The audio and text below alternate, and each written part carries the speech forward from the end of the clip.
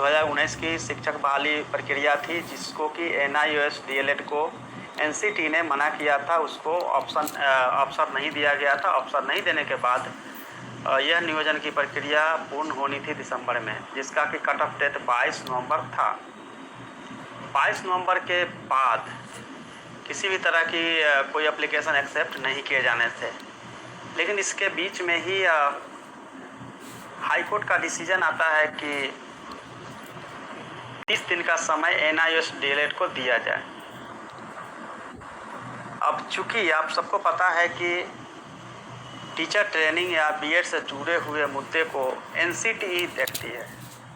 NCT जिस भी institutes को मान्यता देती है, राज्य सरकार या केंद्र सरकार, उसी इंस्टीट्यूट्स को जो डिप्लोमाधारी या फिर BEd जिन्होंने किया है उसको मान्यता देती है। क्योंकि आप सबको पता है कि NCT के गाइडलाइन के हिसाब से ही इंस्टीट्यूट जो है उसको एफिलिएशन प्राप्त है। चूँकि हाईकोर्ट से डिसीजन आता है कि 30 दिन का समय दिया जाए NIOS DLED को, और NCT ने ही मना किया था। उसके बाद विभाग से पत्राचार होता है NCT के, और वहाँ से एक लंबे समय के बाद यह डिसीजन होकर आता है कि नहीं, जो पटना हाई कोर्ट ने डिसीजन दिया है उसको सम्मान किया जाता है और उनको अवसर दिया जाए। तो चूँकि NCT ने ही मना किया था और उसने ही फिर एक्सेप्ट किया, उसी को ध्यान में रखते हुए 8 जून को 15 जून से लेकर 14 जुलाई तक NIOS के जो DLED हैं उनको एप्लीकेशन करने, आवेदन करने का समय दिया गया। यहाँ तक तो ठीक था, आवेदन होना था। उसके बाद जो न्यू शेड्यूल जारी की गई उसके मुताबिक 31 अगस्त तक प्रक्रिया को पूर्ण कर लिया जाना था। लेकिन इसी के बीच में सीटेट दिसंबर की तरफ से जो माननीय उच्च न्यायालय में रिट दायर किया गया, जिसमें कि 3 सितंबर तक के लिए स्टे किया गया। स्टे 2 तरह का था। पार्शियल स्टे इसको कह सकते हैं कि प्रोसेस कंटिन्यू रखिए, आपको अपॉइंटमेंट नहीं देना है केवल। तब तक कोई समस्या नहीं थी, क्योंकि अपॉइंटमेंट नहीं देना है तो नियोजन की जो प्रक्रिया थी वो चल रही थी। मैंने पहले भी कहा था कि नियोजन ससमय होगा। उसकी वजह सिर्फ यह थी कि केवल अपॉइंटमेंट नहीं देना है तो नियोजन की प्रक्रिया पूर्ण कर लेनी थी, मेधा सूची तैयार हो जाती, सब कुछ हो जाता। बट इसके बीच में फिर से चूँकि 1 से 5 तक में DLED को प्राथमिकता दी गई थी, तो BEd की तरफ से एक रिट दायर होता है और उसमें 7 सितंबर तक यह कहा जाता है कि आप इसको स्टे रखिए। उसकी वजह यह है कि जो दिसंबर में विभाग की तरफ से लेटर निकली थी, जिसमें कि DLED को प्राथमिकता दी गई थी 1 से 5 तक में, और प्राथमिकता देने के साथ यह लेटर इशू किया गया था कि दोनों की मेरिट, DLED की और BEd दोनों की मेरिट अलग अलग तैयार की जाएगी। अब जबकि अलग अलग मेरिट अगर तैयार की जाएगी और उस पर अगर माननीय उच्च न्यायालय का स्टे आता है, तो अभी मेरिट तैयार ही नहीं की जा सकती है, क्योंकि यह डिसीजन ही नहीं हो पाई है कि प्राथमिकता रहेगी या नहीं रहेगी। और जब यह डिसाइड हो जाता है कि प्राथमिकता रहेगी या नहीं रहेगी, तभी मेरिट जो है वो फाइनल राउंड में पहुंचती है। तो एक स्टे के बाद फिर दूसरा स्टे लगता है। अब बहुत सारे हमारे जो बेरोजगार युवा हैं उनके मन में यह भ्रांति है या फिर कन्फ्यूजन है कि विभाग की तरफ से कुछ होना चाहिए था, या विभाग इस पर कुछ कंसस नहीं है, या विभाग की तरफ से नहीं रिप्लाई हुआ है। देखिए, इसमें सिंपल सी बात है कि आप लोगों में से ही अलग अलग जो समय में उन्होंने डिग्री लिया है, या अलग अलग ग्रुप्स नहीं कर सकते, बल्कि यह कह सकते हैं कि अपने अपने जो उनके राइट्स है उसको लेकर सब लोग कोर्ट में गए हैं। अब जब अपने अपने राइट्स को लेकर कोर्ट में गए हैं,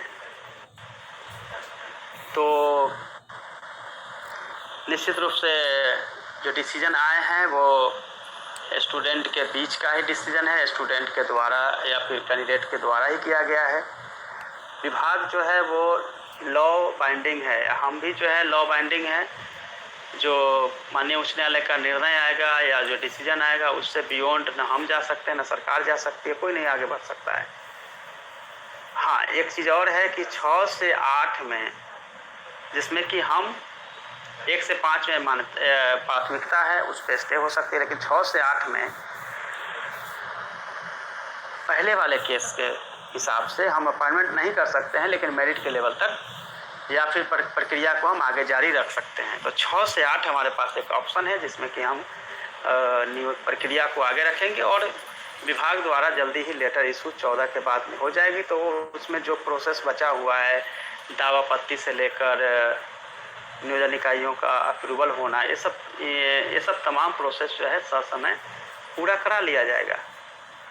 लेकिन फिर यह हो सकता है कि आप लोगों में से ही कुछ लोग कोर्ट जाएं और यह मैटर रखे कि जब 1 से 5 नहीं तो 6 से 8 नहीं, और फिर से आप लोग स्टे लगवा दीजिएगा। तो कुल मिला के यह होगा कि हमारे हाथ में कुछ नहीं रहता है। जब कोर्ट का डिसीजन आता है या कोर्ट का स्टे होता है, उसमें कोई कुछ नहीं कर सकता है। तो ये सब के सब जो कोर्ट का चक्कर और कोर्ट का केस का जो पूरा का पूरा झमेला कह सकते हैं कि वो जो हुआ है वो स्टूडेंट के अलग अलग ग्रुप्स हैं उनके ही द्वारा हुआ है, न ही विभाग के द्वारा इसमें कुछ हुआ है। सरकार और विभाग दिसंबर में ही नियोजन को पूर्ण कराना चाहती थी, जिसको कि पहला स्टे या यूँ कहिए कि डिसीजन आता है रीट में, डीएलएड एनआईएसओ को मानता पहला। उसके बाद एनसीटी से देर से डिसीजन आना, फिर उस पर फिर से प्रक्रिया शुरू करना, उसके बाद फिर से यह आना कि दिसंबर सीसेट वाले को मौका दिए जाने के मुद्दे को लेकर फिर से पार्शियली स्टे आना, और इससे भी नहीं हुआ तो उससे भी आगे आकर एक और डिसीजन आना कि आप प्राथमिकता के मुद्दे को लेकर बीएड और डीएलएड आमने सामने, एंड फिर से स्टे आना। तो कुल मिला के ये पूरा केस का जो खिचड़ी है वो उसी के हिसाब से आगे बढ़ता है। और आपके यह कमेंट्स कि मैंने कहा था मैं करवा दूंगा, लॉ बाइंडिंग है, सभी लोग विधि से बंधे हुए हैं और उससे आगे पीछे की कोई बात नहीं हो सकती है। और सर बीपीएससी के लिए क्लास चलती है क्या? बीपीएससी के लिए क्लास नहीं अभी चल सकती है, जो भी है ऑनलाइन क्लासेज ही हो रही है। आपको पता है कि एमएचए और जो गाइडलाइन है उसके मुताबिक न स्कूल न इंस्टीट्यूट को खोले गए हैं, तो क्लासेज नहीं हो सकती है। तो एक आप काम कर सकते हैं कि अगर बीपीएससी से संबंधित कोई आपको चैप्टर पे कुछ जानना होगा तो आप मुझे क्वेश्चंस कर सकते हैं, मैं उसका जवाब देने की कोशिश करूँगा।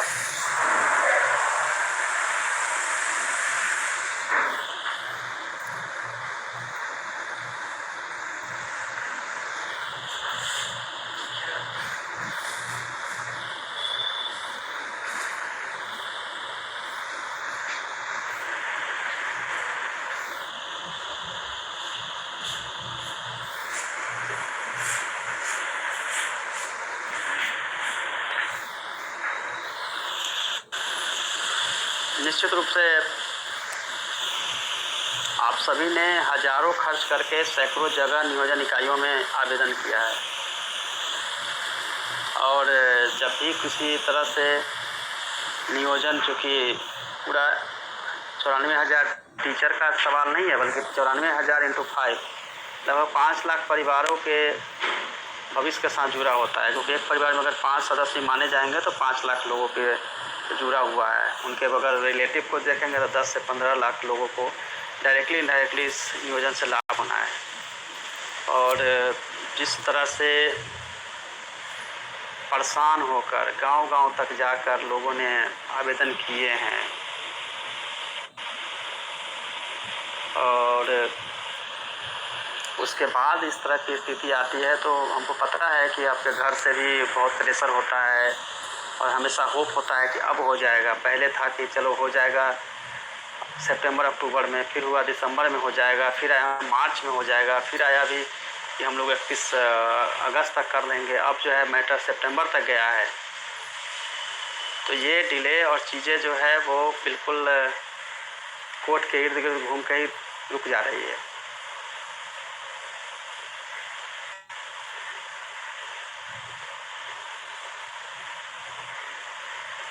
जो भी डिसीजन होगा उसका सम्मान जो है विभाग करेगी, यही हो सकता है। रही बात मेरे ओपिनियन की, तो मैं ओपिनियन नहीं दे सकता हूँ, क्योंकि कोई भी ओपिनियन जो है किसी न किसी को लगेगा कि अच्छा है, किसी को बुरा लगेगा, उससे अच्छा है कि चुप ही रहे।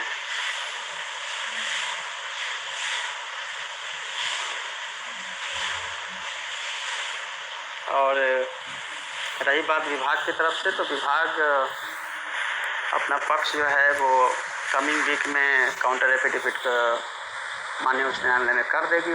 फिर माननीय उच्च न्यायालय अपने डेट के हिसाब से डिसीजन कर देगी। जो भी डिसीजन होगा फिर हम लोगों को मान्य है।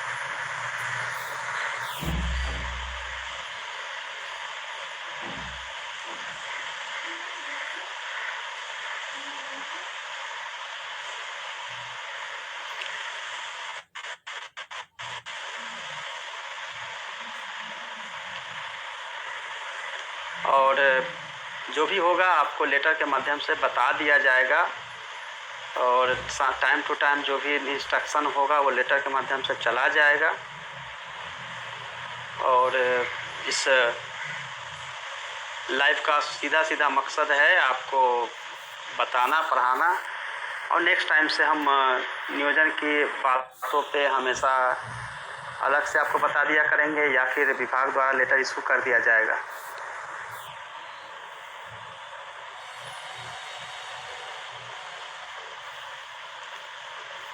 और आपके जो प्रश्न है या आपकी समस्या है वो आप हमको रख दीजिएगा, हम हायर लेवल तक पहुंचा देंगे आपकी बातों को।